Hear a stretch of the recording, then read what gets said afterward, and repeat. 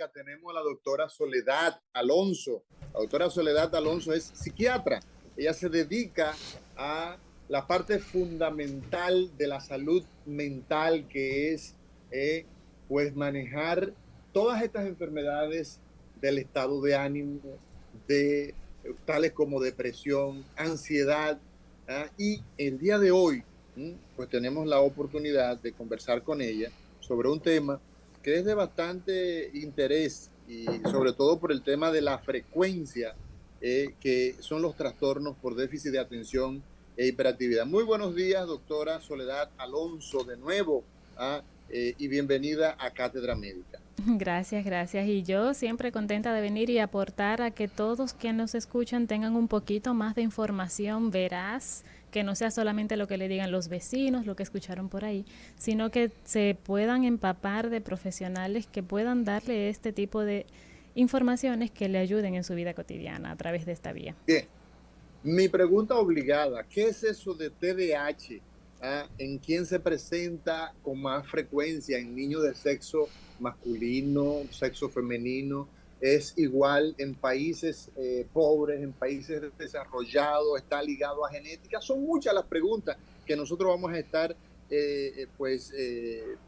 buscando respuesta de la mano suya. Pero yo creo que lo primero es saber qué es esta condición que se conoce como TDAH. Bien, el trastorno por déficit de atención e hiperactividad, también conocido de manera corta como TDAH, es una condición médica y quiero empezar por ahí porque precisamente muchas personas por desconocimiento entienden que es otra cosa. Es una condición médica, un trastorno del neurodesarrollo de un niño, de una persona también que evoluciona a su vida adulta y que se caracteriza por un patrón persistente de comportamiento con predominancia de impulsividad, de hiperactividad y muchas veces de inatención, algunas veces de una sola de sus variantes, de una presentación inatenta, y en otras ocasiones es una presentación predominantemente hiperactiva e impulsiva. Entonces, esas son palabras bastante sencillas de poder explicarle a las personas que hacen las cosas por arranque, no miden consecuencias, no se pueden estar tranquilos en sus diferentes manifestaciones, pero es básicamente esto. Y empecé por la parte de condición médica porque sí es verdad de que un niño pequeño es inquieto por naturaleza en ciertas etapas de su desarrollo, pero también ahí podemos comenzar a sospechar. Y ciertamente también no es malcriadeza de un niño muchas veces, que las familias dicen no, porque eso es que está muy malcriado, porque ese niño es insoportable, porque es que lo tienen muy mal acostumbrado. Es una condición médica y tiene tratamiento, se puede En manejar. qué momento entonces la familia puede diferenciar entre el niño jodón, inquieto, Carpetoso. carpetoso y entre el que pueda comenzar algunos signos de ese trastorno? Precisamente se ha llevado a mesa de profesionales y se ha aumentado la edad mínima de diagnóstico a 12 años porque dependiendo de la etapa del desarrollo y de la edad del niño hay ciertas presentaciones que pueden pasar desapercibidas cuando se hace un corte demasiado pequeño. ¿Cuándo es, por ejemplo, el niño que por naturaleza es inquieto, pero que ya incluso se trata de conversar, se trata de dar medidas conductuales y aún así no tiene respuesta? O sea, un niño que no acata órdenes. Voy a poner el ejemplo. Claro, incluso hay niños que pueden no acatar órdenes porque no tienen una figura de autoridad y no es un tema de TDAH. Okay. O sea, por eso es que el niño debe ser evaluado siempre por profesionales. Me explico.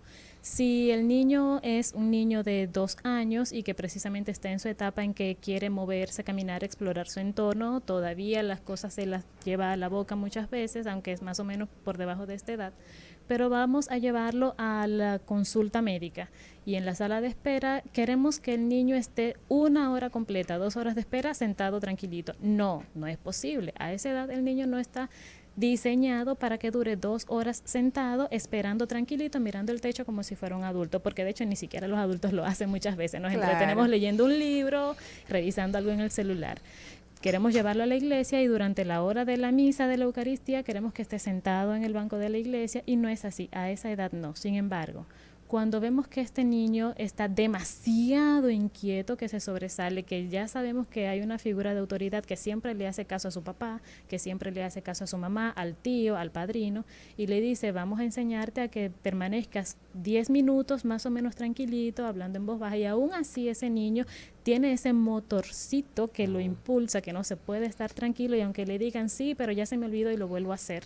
Entonces ya empezamos a ver que en ese niño pequeño por debajo de 6 años tiene un alto grado de impulsividad, que por más que tú le digas, se pega, pero a la otra persona le duele, no te pegamos y aún así lo hace y después dice, ay, perdóname, pero fue impulsivo. Claro.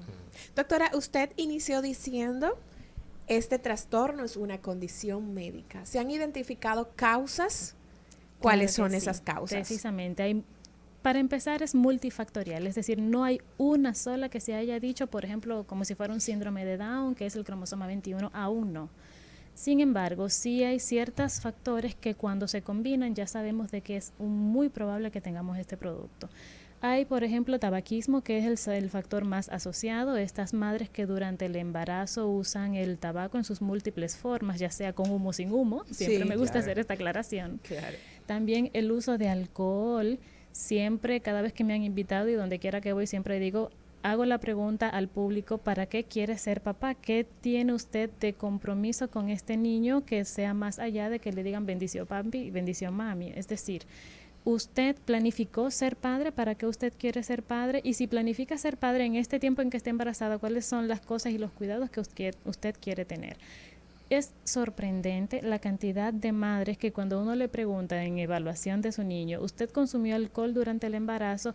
¿Usted planificó el embarazo? Bueno, no fue planificado y como yo no lo estaba esperando, pues sí, yo me tomé bastante cerveza, bastante mojito, bastante margarita, cada vez que había una actividad de la oficina iba de fin de semana y como no sabía que estaba embarazada, pues yo tomaba.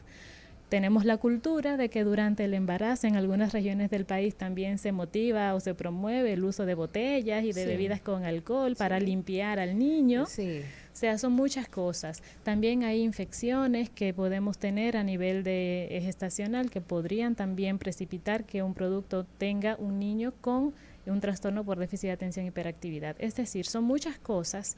La parte así genética, familiares, cuando tenemos padres, tenemos tíos, primos, abuelos que también han tenido este diagnóstico, también aumenta la posibilidad. O sea, por lo que usted está diciendo, doctora, una parte de la causalidad del trastorno se da antes de, o sea, durante el embarazo.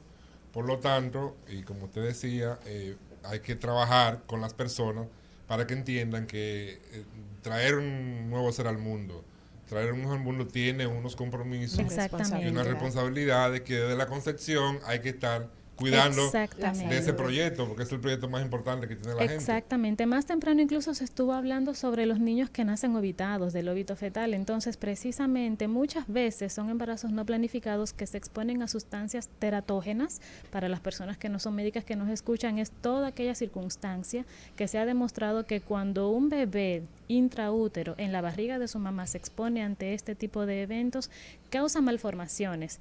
Principalmente en este periodo crítico, por debajo de las 8 semanas, que es la organogénesis. Esos órganos se están formando ahí dentro y cualquier cosita que lo afecte ya sabemos que puede traer un problema y hay algunas de estas que son incompatibles para la vida. Entonces, ¿hasta qué punto estos óbitos fetales fueron producto de que se expusieron a sustancias que fueron incompatibles para la vida? Y entonces ya, no fue un óbito fetal, nació. Muchas veces el bebé nace y la familia se pone contenta, muchas mamás cuentan así, tiene sus 5 deditos en las manos y en los pies. Sí. Entonces, nació muy bien, pero cuando el niño va creciendo, entonces vemos los resultados conductuales, los vemos en la escuela con dificultades de aprendizaje, tenemos un niño que no acata órdenes precisamente, que tiene algunas incluso dificultades a la hora de la autonomía, incluso trastornos neurológicos también un poquito más gruesos. 809-682-9850 es la línea de contacto nacional en cabina y 833-380-0062 usted puede llamarnos y comunicarse con nosotros cualquier duda que tenga. Hoy hablamos sobre trastorno por déficit de atención e hiperactividad con la doctora Soledad Alonso. Hablaba usted, doctora, de que estos pacientes suelen tener arranques, son impulsivos, tienen una conducta que en muchos casos hay gente que rechaza a esos niños. Ese muchacho se fuñe mucho, se mueve demasiado. Entonces, ¿cómo controlar estas manifestaciones del trastorno para lograr un cambio en la conducta de ese paciente? Precisamente, la palabra clave es manejo multidisciplinario o manejo multimodal. Está el aspecto farmacológico, no puede faltar, pero también está el abordaje con un equipo de psicología y terapias. Se da rehabilitación cognitiva, tenemos la educación para padres, tenemos múltiples aspectos que hay que abordar y no podemos olvidar también las comorbilidades cuando hay otras condiciones además del TDAH, que es lo más frecuente, es extremadamente raro. De eso vamos a hablar, doctora. Vamos a escuchar qué dice la gente. Buenos días, Cátedra Médica. Muy buenos días. Este es un tema que a mí me apasiona porque mi hijo fue diagnosticado, y no solo mi hijo, sino yo también. Ya usted se imagina que tal vez eso casi es hereditario, por copia de patrones. Yo quisiera saber si hay alguna certeza de que sí es hereditario, que sí, a nivel de nuestro cerebro o a nivel de nuestro, qué sé yo, lo que sea, resulta que nosotros le podemos traspasar al niño. Por ejemplo, yo que tengo déficit de atención por hiperactividad e impulsividad, yo se lo pasé a mi hijo. Y una cosa más, doctora, no diga producto, por favor. Estamos deshumanizando un bebé. Desde el momento que hubo la magia de la bendición de nosotros concebir, eso no lo podemos llamar producto. Eso no es una cosa, por favor, que la gente no se acostumbre a eso, porque si no, entonces, por un quítame tapaja, van a permitir entonces el aborto. Muchísimas gracias por su llamada. Adelante, doctora. ¿Esto es hereditario? Usted decía que hay un aspecto genético asociado a este trastorno. Adelante. Así es, precisamente cada vez hay más estudios que están demostrando de que todos los genes que codifican para transportadores de ciertos neurotransmisores, como lo son la dopamina, incluso el glutamato, están relacionados a dificultades con el procesamiento de estos neurotransmisores y se ha demostrado su relación con el TDAH. Sin embargo, todavía no es 100% fiable, insisto. No podemos hablar como si fueran otras patologías donde se ha dicho este cromosoma ya se identificó que sí o sí, el 100% de los casos que están alterados tienen esta condición. Aún no llegamos a ese punto, pero sí está todavía con un alto nivel de probabilidades de que están en proceso de investigación y que sí se están relacionando. Precisamente las líneas terapéuticas van a favor de estos neurotransmisores y de estos genes. Sí es cierto, tiene un alto nivel de heredabilidad. Es decir, que un papá o una mamá que tenga esta condición también es muy probable, más de un 70%, de que se lo transmita a sus hijos. Sin embargo, repito que esto es algo con múltiples factores. Es decir, no podemos cargar con una mochila de culpa de que yo se lo pasé a mi hijo. No es solamente eso, sino también de otras condiciones. Incluso la presentación o el nivel de expresión puede ser diferente. Si su niño fue diagnosticado a una edad temprana, hay muchas estrategias que podemos implementar desde temprana edad para que el impacto de esta condición sea mucho menor en el transcurso de su vida, que es diferente a cuando se lo diagnostican ya adulto. Doctora, entonces una vez me identifican que tengo la condición, eso se convierte ya en parte de la vida de la persona, o sea que Así eso es una es. cronicidad. Así es. Y tiene que ser manejado durante todo el ciclo de la vida. Así es. Entonces eso implica que posiblemente, como usted dice, que tiene que ser un manejo multinodal, que también eso tenga un alto costo del punto de vista de la atención. Eso sí se los puedo adelantar. Es una condición que sí lo va a acompañar durante toda su vida. Es una patología que lo acompaña durante toda su vida. Es decir, de que probablemente podríamos compararlo con la hipertensión, que usted se controla con los medicamentos, pero sigue siendo hipertenso.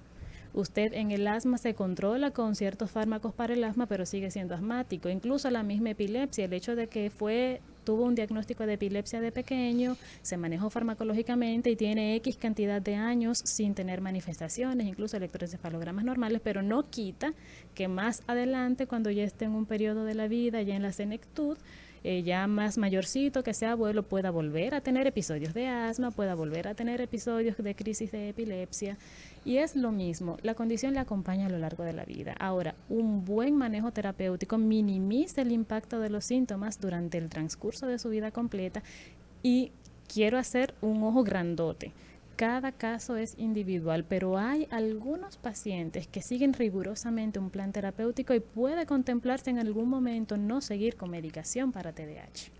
Esta condición, doctora, ¿se da diferente atendiendo a cada paciente? ¿Hay algún tipo de clasificación? ¿Hay niveles en que las manifestaciones son un poquito más marcadas que en otro? Explíquenos esa parte entonces. Precisamente el diagnóstico varía sus manifestaciones dependiendo de su presentación. Anteriormente se le llamaban subtipos, ya estamos proponiendo el uso del término de presentación, y también a lo largo de la etapa de la vida del individuo. No es lo mismo la presentación del TDAH en un adulto a cómo se va a manifestar en un niño pequeño de 7 años. Entonces, en el niño preescolar, que ya estamos comenzando a ver señales, vemos este niño que es un motorcito que no se para. Básicamente, cuando es de presentación hiperactiva impulsiva, muy impulsivo, muy inquieto, no acata órdenes, tú le dices vamos a hacer tal cosa y se le olvidó al momento. Se prefiere la edad de 6 a 7 años que empiece ya a diagnosticarse esta edad, porque ¿qué sucede? La familia muchas veces se acomoda a las manifestaciones y dice, ya el niño es así. Sin embargo, cuando ya empieza la vida escolar formal, donde hay otro tipo de estructura, otro tipo de demanda, incluso académica y de comportamiento en el aula, entonces comienza a manifestarse de una manera diferente y ya los profesores abren los ojos, le dan las quejas a los padres y entonces ya le dicen, tiene que llevarlo a una evaluación. Claro. Porque ese niño ya en edad escolar, entre los 6 a los 10 años, 11 años, es el niño que en un contexto escolar y también en la casa, que la familia decía, ay, pero yo creía que era nada más aquí. Esa es una de las cosas diagnósticas, que este comportamiento se ve en más de un contexto, no es en uno solo. Es, por ejemplo, escuela, casa y cuando lo llevamos al parque, pero se ve siempre en más de uno. Es entonces cuando los profesores dicen, él no se está tranquilo en la silla, se para demasiado y tiene que estar constantemente saliendo. Algunas veces sí aguanta dentro sentado en la silla, pero agarra la silla como una mecedora y se está moviendo, o tiene un síndrome de piernas inquietas, o siempre tiene que estar haciendo algo con la mano, o entonces comienza a hablar y no deja que los amiguitos le presten atención a la pizarra. Y precisamente esto tiene sus manifestaciones en el aprendizaje de que como no presta atención, está distraído, está pensando que cualquier pajarito es ruido que escuchó fuera de la puerta en el patio del colegio, de una vez se distrae y lo desconecta de lo que tiene que estar prestando atención a la pizarra, a lo que está explicando el profesor. El rendimiento académico disminuye. Entonces, estas son las cosas que en edad escolar es lo que más causa alarma. Incluso ya a esta edad, la familia quiere ponerle un poquito más de responsabilidad en cuanto a las tareas, incluso dentro del hogar, y la mamá le dice, ve al colmado a comprarme 5 libras de queso, 10 libras de arroz, 3 pesos de aceite. Y entonces le dice 2, 3 cosas y cuando el niño viene del colmado o se le queda, o cambia la cantidad, o se le queda lo que usted le mandó a comprar, o se le queda la de vuelta. Entonces son niños que hacen tareas incompletas, cometen muchos errores, la escuela le pone una tarea y o no hace la tarea o la hizo y se le queda en la casa porque no se organizan. O sea, las funciones ejecutivas de estos niños están en el piso. O sea, esta capacidad de organizarse, planear, están muy deterioradas. Doctor Alonso, entonces una pregunta me surge ahora, viendo el escenario escolar. ¿Hay algún mecanismo de que se pueda, al momento en que el niño ingresa a la escuela, que ya se va a registrar en la escuela, que se puedan hacer algún screening para identificar algunas de esas señales de alarma que usted acaba de señalar, de manera que preventivamente ya, digamos, estos niños tienen estas condiciones, por lo tanto, la escuela tiene que estar preparada para dar respuesta, porque es una condición especial que tiene el niño. Claro. El diagnóstico del TDAH es clínico, pero sí tenemos pruebas estandarizadas que ayudan a los profesionales a medir el nivel de impacto. Incluso está el CONERS para padres, el CONERS para maestros, que los maestros también los pueden llenar y ver qué niño le está cumpliendo con ciertas características y tener esta señal de alarma. Además de la clínica, porque la clínica es demasiado obvia en un niño en edad escolar. En el de presentación, predominantemente hiperactiva impulsiva, claro está. El inatento es algo relativo y no es que no se diagnostica. Una pregunta que hicimos inicialmente, que todavía no he dado respuesta, es en quién se ve más frecuente, en los varones o en las niñas. Entonces, si es predominante en el varón, y principalmente en el varón es la presentación predominantemente hiperactiva e impulsiva. En la niña es más inatento, lo más frecuente. ¿Y qué pasa? Que como el hiperactivo e impulsivo es lo más carpetoso y lo que más molesta a los demás y lo que más llama la atención, ese es el que con mayor frecuencia refieren. Claro. Pero como el inatento no molesta, sí es un poco cuesta arriba, de que es olvidadizo, que no se planifica, que es distraído y no presta casi atención, y quizás lo refieran más porque se le olvida la clase, se le olvidan las cosas, pero no da carpeta. A ese el profesor no le coge mala voluntad, entonces. Exactamente. Vamos a escuchar qué dice la gente. Buenos días, Cátedra Médica. Buenos días. Hola, Albert, buenos días. Todo bien, gracias a Dios. Bueno, señores, usted ha puesto hoy dos temas muy importantes, sumamente importantes, que fue el primero que tocaron al principio sobre la agresión y maltrato a las mujeres, y ahora este sobre el comportamiento, entre comillas, normal de los niños. Me voy a ir con el último. Doctora, yo he observado, por ejemplo, que estos niños necios, jodón, intranquilos, que hay, que cuando el padre o un adulto con autoridad, puede ser padre, madre, abuelo o tío, después que ese niño está intranquilo, que no se aguanta, solamente lo miran y le llama la atención, el niño se tranquiliza y lo coge suave. Es posible que ese niño ya sepa lo que le espera si no lo coge suave. En otras palabras, ¿cree usted que la pelaterapia ayuda, no la agresión al niño, sino la corrección, con una pelita, como se hacía antes en aquellos pueblos, los municipios, los campos? ¿Funciona? Lo dejo en el aire. Bueno, Albert, la pelaterapia. Bueno, doctora. Bueno, Liz sabe por qué se ríe cuando me pasa la pregunta. A ver, no resuelve. Le resuelve en el momento, pero precisamente esa pelaterapia le está enseñando a ese niño de que las cosas se manejan a golpes. Y así va a crecer y va a ser el adulto que los problemas los va a resolver a golpes. Porque claro, lo corrigieron a él a golpes. Porque es lo que le estamos enseñando. Entonces, en ese momento el niño coge miedo, pero no entiende lo que es el significado de su acción. Por eso es que se está incluso abogando, muchos dicen que es de moda, pero que realmente es una moda necesaria, así como se ponen de moda muchas cosas, hay modas que son necesarias, la parentalidad consciente o efectiva, técnicas de crianza diferentes. Podemos enseñarle a un niño, por más, voy a poner entre comillas, molestoso, como la gente le gusta llamar que sea, pero de una manera diferente. Podemos enseñarle pautas, régimen de consecuencias, y de hecho es una de las pautas que se tiene que trabajar con los padres que tienen un niño con este diagnóstico. Tenemos que enseñarle a los papás cómo manejar a su niño con esta condición de trastorno por déficit de atención y hiperactividad. Entonces, esa es una de ellas. Manejar normas claras, no es de que a veces sí, a veces no. Normas son normas y hay que cumplirlas, no es ocasionalmente. Incluso si van a haber excepciones que queden establecidas desde un principio. Adecuar las instrucciones de acuerdo a la edad del desarrollo del niño. A un niño de 2 meses no le vamos a decir que haga 5 cosas, es decir, no le vamos a decir, quítate las medias, ponle en el hamper de la ropa sucia y vete a bañar, y cuando termine de bañarte ponte el pantalón azul. El niño a esa edad no va a retener esa secuencia tan larga de ideas. Tenemos que dar órdenes simples, claras, cortas, y eso es de las cosas que se le enseña a los padres con este tipo de condición. Entonces, insisto, la pelaterapia no resuelve a largo plazo. El niño te coge miedo, que es diferente, se asusta, pero entonces incluso llega un punto en la adolescencia en que puede quedar resentido porque le dieron los golpes. Y las no cosas... Exactamente. Doctora, entonces existe un manual, un libro de ese papá.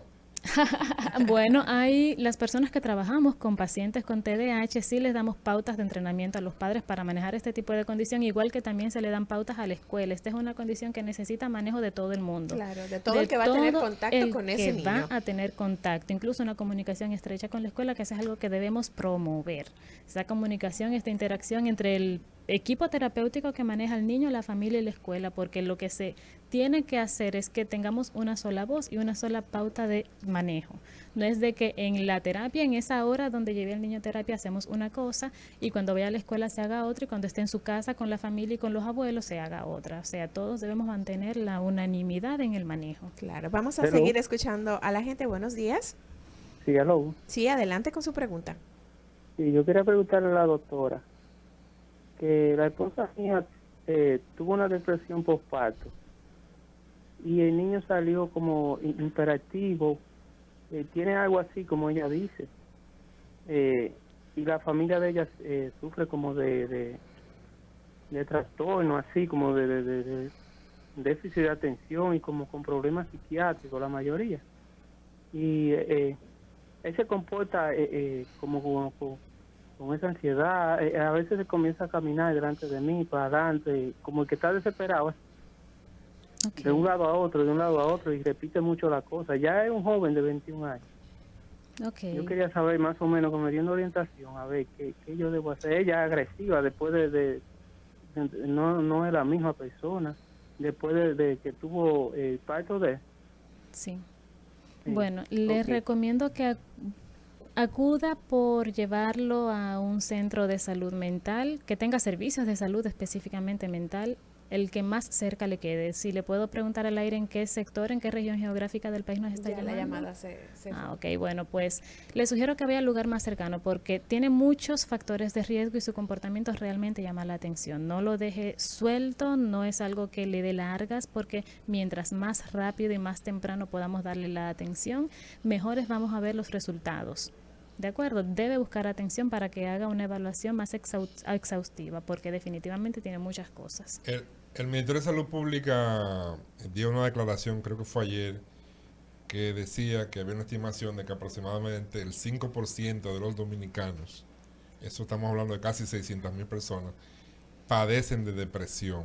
Así es. Entonces, si esos datos son reales, ¿tiene el sistema de salud dominicano capacidad de respuesta para el manejo de esas 600,000 personas que padecen de depresión? Las cosas buenas hay que decirlas. En los últimos 10 años nosotros estamos teniendo un cambio importante a nivel del sistema de salud mental con políticas públicas. Una de las cosas que se ha implementado es el sistema de protocolos de atención. Tenemos protocolos de atención nacionales para el manejo de las patologías más frecuentes en la población. Y una de ellas es precisamente los trastornos del estado de ánimo. Entonces, ciertamente estos protocolos están diseñados, incluso la OMS y la OEPS están implementando las guías MHGAP para cerrar la brecha del acceso a los servicios de salud. Y para las personas que no conocen este tema, que no lo dominan, los voy a explicar de manera súper breve. Capacitar al médico general que está en las comunidades a que pueda dar una atención oportuna a esa persona que está aquejada de estas afecciones de salud mental como la depresión, incluso el mismo TDAH, para que lo pueda identificar y hacer el referimiento oportuno. Y en casos extremos, que pueda empezar un manejo farmacológico, en casos muy extremos cuando la lista de espera es demasiado larga. En países del primer mundo esto es lo que se usa, realmente no hay tantos especialistas, pero el médico de cabecera, el médico general, el médico de familia tienen este entrenamiento, esta expertise en dar incluso el manejo de primera línea a un paciente ya diagnosticado mientras espera la cita con el especialista, pero eso es algo que en nuestro país está en pañales todavía, vamos a decirlo así. Vamos a seguir escuchando a la gente, doctora. Buenos días, Cátedra Médica. Buenos días. Sí, adelante con su pregunta.